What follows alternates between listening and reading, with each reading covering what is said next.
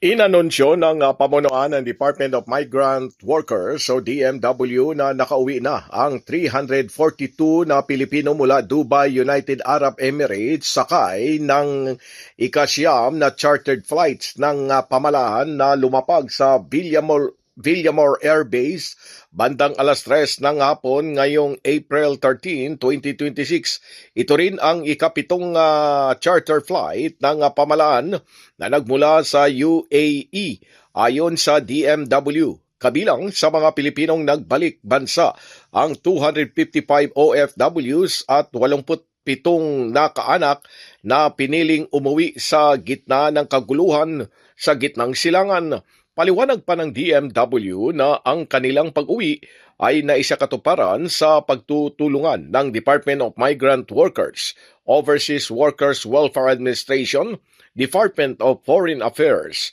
at Embahada ng Pilipinas katuwang ang mga Pilipinong community sa Dubai, alinsunod na rin sa tagubilin ni Pangulong Ferdinand R. Marcos Jr.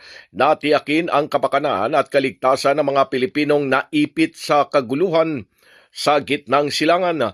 Dagdag pa ng DMW na sa kabuang mayroong ng 4,234 na OFWs at 1,170 na kaanak ang nakauwi sa bansa sa ilalim ng Whole of Government Repatriation Program mula noong pang March 5 ngayong taon.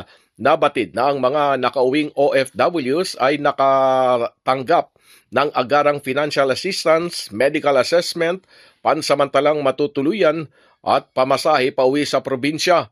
Nakaantabay din ang DMW katuwang ang National Reintegration Network para sa paghatid ng komprehensibong reintegration support para sa muling pagsisimula ng mga nakauwing OFW sa pamamagitan ng libreng skills training, job matching at livelihood support.